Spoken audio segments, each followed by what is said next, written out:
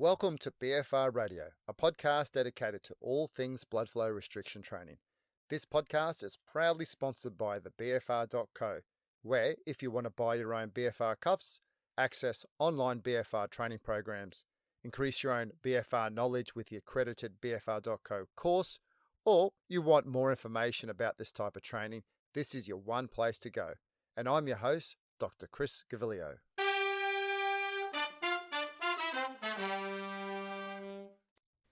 Happy New Year, everyone, to you, and welcome back to BFR Radio for 2023.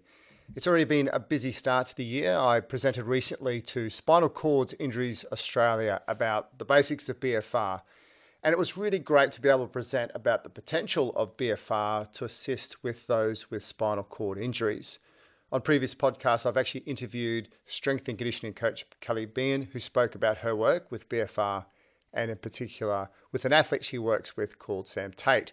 Now, Sam is a Paralympian who broke his T11 vertebrae, but since then he's actually gone on to represent Australia at 2 Paralympics in skiing or sit skiing. And I also had him on the podcast, so if this sparks some interest on what you could do with BFR with spinal cord injuries, make sure you check these episodes out. Just the other week, I actually recorded an interview with a mate of mine who's been using BFR in so many cool ways. And it's actually going to take me a little bit of time to put this podcast together.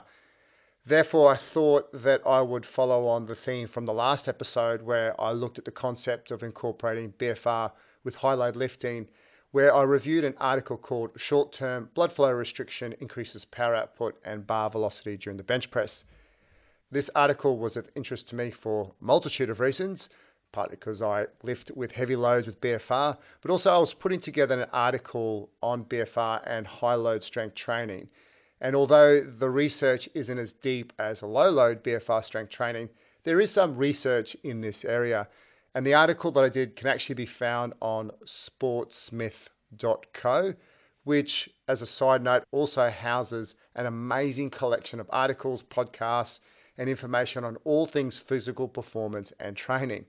The website is sportsmith.co, one S in the middle. And my article is called Blood Flow Restriction with High Load Resistance Training for Athletic Performance. As the last podcast reviewed the positive benefits for high load BFR bench press, I thought that it actually made sense for this article or this podcast to follow up on the lower body, and in this case, the squat. The title of the article of interest for today's podcast is therefore called Acute Effects of Different Blood Flow Restriction Protocols on Bar Velocity During the Squat Exercise. And this is another paper from Michael Wilks, who was also the primary investigator on the high load BFR bench press paper that I reviewed in the last episode. And if we briefly remember that last episode on high load BFR bench press, one of the major findings was that the addition of wearing BFR cuffs during the bench press at 70% of 1RM resulted in significantly better barbell velocities. And another really interesting thing which I liked about this paper is that the participants had an 1RM of at least 1.2 times their body weight, which is actually quite unique as most studies published in literature don't have participants that really come close to this level of strength. So a real positive for this paper. And the other positive thing that they found was that there was no negative side effects as well. In my own training, I also have found a similar response as well with some of the testing that I've done. And this has actually inspired my own current training program, which, as I alluded to in the last podcast, I thought it would take a few cycles or about 2 months to see some positive changes or some really big changes, and now I'm starting to see some shifts in the high loads which I haven't bench pressed in quite a long time. Back to today's article, as it suggests, the study is looking at the effects of adding blood flow restriction cuffs on the barbell velocity during a squat. The additive factor to this study is that they compared the difference of using a continuous and an intermittent BFR pressure protocol. Now, continuous BFR is where the pressure is maintained during the sets and the rest intervals of an exercise, whereas intermittent BFR is characterized by releasing the cuff pressure during the rest intervals. Continuous BFR is what we normally see in low load BFR resistance training, And it's a great way to ensure that we are maximizing the accumulation of those metabolites and therefore have that cascading effect, that positive effect with the BFR cuffs. There's also low load BFR strength training studies using an intermittent pressure protocol, which have showed a good effect as well. The intermittent protocol, where you have cycles of inflation and deflation, is also known as ischemic preconditioning. And I've spoken about the positive benefits of ischemic preconditioning in other podcasts as well. And with the many benefits of and the mechanisms behind the positive effects of BFR in resistance training is that it increases the acute physiological responses such as metabolic stress, cell swelling, and endocrine responses. Similarly to the ischemic preconditioning, that is, that inflation-deflation cycle, enhances ATP production by glycolytic and phosphogenic pathways, as well as peak contractile force. Glycolytic pathway refers to the series of metabolic reactions by which glucose is broken down into pyruvate and ultimately produces ATP, that high energy source. And phosphogenic pathways refers to the various cellular pathways that generate high energy phosphates, such as ATP, adenosine triphosphate, through the metabolism of nutrients. And these pathways play a crucial role in providing energy for various cellular processes, and in this case, high intensity exercise, or more specifically, resistance exercise. Since the level of explosive performance depends on these substrates and metabolic mechanisms, the authors thought that the use of BFR may be an effective tool for developing muscular power. Previous studies have highlighted that the effect of BFR on power output and bar velocity may depend not only on the cuff width and the circumference of the limbs, but also the length of the limbs. From this, the authors suggested that potentially the lower limb may require a higher BFR pressure and wider cuff to induce an acute increase in performance similar to that observed for the upper limbs in other studies. Another positive of these previous studies was that it also highlighted that the addition of BFR to the high load did not negatively affect mean bar velocity under any load of between 20 to 90% of 1 RM compared to control conditions. And also, it showed that they had no negative side effects and that it was quite safe. The main goal of the present study that I'm going to go through today was to examine the acute effects of different exercise protocols of BFR, that is continuous and intermittent, on bar velocity during the squat exercise with progressive loads going up to 90% of 1 RM. It was hypothesized that both protocols of BFR enhance bar velocity during the squat exercise. If we look to the study protocol, each participant took part in 3 different experimental approaches, 1 week apart. The first was without BFR, that's no BFR, or the control group. The second session was an intermittent BFR protocol, and the third session was using a continuous BFR protocol. During each session, the participants performed 6 sets of the squat exercise for 2 repetitions in each set, at loads progressing from 40 up to 90% of 1 RM. There was 3 minutes rest interval between the sets, and the repetitions were performed with a controlled tempo of movement consisting of a 2-second eccentric phase and an emphasis on a maximum speed during the concentric phase of the movement. In the study, there was 11 healthy men, and they all had a 1 RM in the squat exercise of over 150% of their body weight, or 1.5 times their body weight. The BFR pressure was set to 80% of arterial occlusion pressure, which amounted to approximately 215 millimeters of mercury, and the cuff width was 10 centimeters. For the intermittent BFR condition, the BFR was used only during the exercise. For the intermittent BFR condition, the BFR cuff was inflated only during the exercise and released during each rest interval. The cuff pressure was applied immediately before the squat set and released upon completion of the 2 repetitions. So the total duration was approximately 30 seconds, of which 5 seconds of effort for each set times 6 sets. For the continuous BFR condition, the cuffs were applied 1 minute before the start of the first experimental set and was held until the experimental session was completed, which also included the rest intervals. And the total time was around 17 minutes. Looking at the results, and before I do get in the results, I'm going to quickly remind you of the last episode when I spoke about the use of statistics to tell us if the results are statistically relevant or not. Similar to the upper body article that I reviewed last episode, not only did they perform a t-test, that is where our p-value tells us where the difference between two results is significant or not, but they also calculated effect sizes, where it assesses the likelihood of the observed results being true. And this can allow the authors to be honest with their sample size and better acknowledge results and any trivial effects. This helps us, the reader, to understand what kind of differences was observed in a more real terminology. And this is relevant for this type of study, the sample size, and also the level of the lifters. If we only look at the p-value that was reported in this study, and that's how they actually reported the results in their discussion, the main finding of the study was that both the intermittent and the continuous BFR does not change mean and peak bar velocity for all tested loads. This initially highlights the addition of BFR does not negatively affect barbell velocity. However, looking at the effect sizes reveals something a little bit different.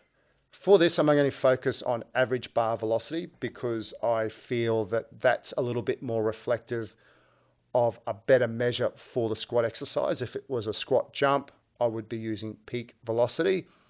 And also, I'm only going to focus on the higher percentage RM loadings of between 70 and 90% of 1RM, as this podcast is focusing on high load lifting. If we look at the results at average bar velocity at these loads, the intermittent BFR protocol resulted in faster barbell velocities than continuous BFR, and also when not wearing BFR cuffs at all. And this is just looking at the group averages of the 11 men. Looking at the effect sizes, the difference between the scores for intermittent BFR and no BFR at 70% of 1RM was small, and then at 90% of 1RM, the difference was large. The barbell velocity for continuous BFR at these higher loads were slower than the intermittent BFR and were either the same or slightly slower than when not wearing BFR cuffs at all. What this is really saying is that if we look at the results from a group average point of view, absolute results, intermittent BFR at the higher loads is the way to go. And there's small to large effect sizes for differences that we have seen.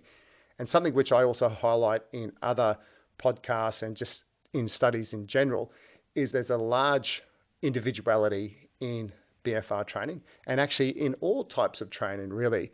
And the studies I really love to read is the ones that shows all the results and can actually split them into, I guess, responders and no responders. And that would have been really interesting, but unfortunately, it was only group averages. Now, my theory on this and my own personal experience of wearing BFR cuffs while using high loads, that's around 80 to 90% of 1RM, is that the ability to hold a continuous BFR pressure is actually really quite difficult. And as a result, I personally use an intermittent protocol. From a simplistic mechanistic view, and this is my own personal view, I see that this type of training to be a balance between mechanical load, that's the load on the bar, and metabolic stress, that's the BFR.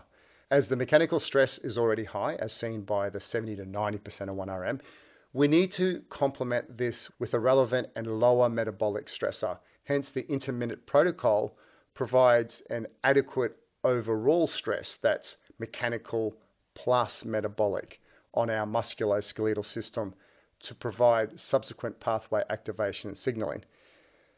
Also, as I just mentioned, from a purely practical viewpoint, continuous BFR is just difficult, and therefore I probably actually think it's reflective of the results that we saw here, that it wasn't statistically worse than not wearing cuffs at all, but rather that the level of difficulty didn't enhance the outcome as the authors initially thought that they may have seen.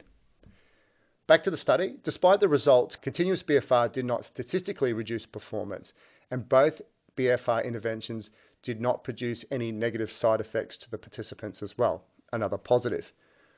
Although the study did not assess the level of biochemical markers, gene expression, or hormonal responses during and post-exercise, it'd be interesting to see if there was an enhanced response with either BFR intervention over not wearing the BFR cuffs. For example, another lower body BFR study found that the use of BFR used during the rest periods of squat exercise at 70% of 1RM in 7 sets of 10 repetitions appeared to enhance the gene expression of angiogenesis, mitochondrial biogenesis, muscle repair, and hypertrophy in healthy young men. Although that protocol is totally different, that's 7 sets at 10 and using BFR passively during the rest periods, what it does show is that BFR does have a positive outcome from a mechanistic, from a growth point of view, from a recovery point of view. Therefore, hypothetically, even if there is no significant increase in barbell velocity, but a benefit to expression of biochemical and hormonal markers, we could potentially see that the inclusion of BFR to high load squatting longitudinally could result in an improved physical lower body strength and power profile. Once again, just hypothetical, but I do think that is something worth exploring, especially when we know all the positive benefits of BFR and that it doesn't do anything negative to performance, also to the user as well. Personally, in the athletes that I coach, I've been using BFR with high loads with them for quite some time. And part of this has actually been an evolution of their own training.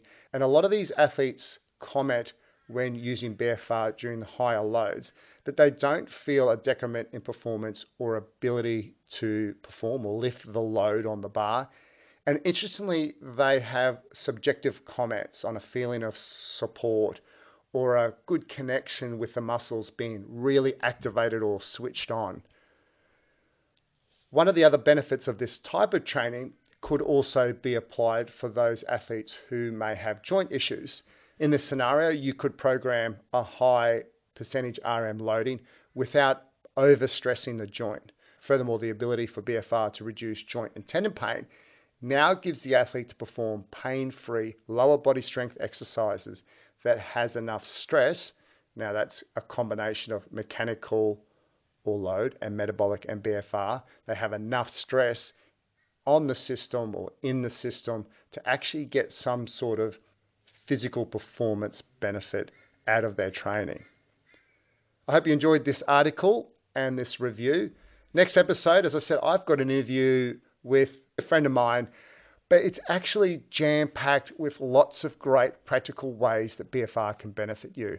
And in fact, he's not an athlete, but he's proven to me that he's going above and beyond about how to fit BFR around a busy schedule as a father, how it has helped his back, how it's given him bigger biceps, and just given him a better outlook on life and also just been able to decrease pain whilst having a busy schedule. If this episode has sparked your own interest in starting an exercise regime, get in touch with me through my website. If this episode has sparked your own interest in starting an exercise regime, get in touch with me through my website, which is thebfr.co, or through my socials, which is on Instagram at thebfr.co or Twitter at thebfr_co. And I've actually thought if you program high load lifting to athletes or you're interested in this type of program, I've documented all of this and I actually program through Train Heroic, and this is not a selling point for Train Heroics, but rather what I'm able to do is I'm able to put these programs onto an app that you could use as well. If something like that would interest you, let me know, and you can actually get this in a really nice app format that you could use for your own training or give to the athletes that you coach as well. And from that, if you don't have a set of BFR cuffs, you can also purchase them from our website, which is www.thebfr.co. And lastly, before I go, a couple of favors from me to you. If you know of someone who would benefit from this episode, please share it. I do appreciate it. And if you are enjoying the podcast, please give it a rating on iTunes. Thanks for listening. Thanks for your interaction. I really do enjoy it. See you in a couple of weeks, and remember to keep the pump.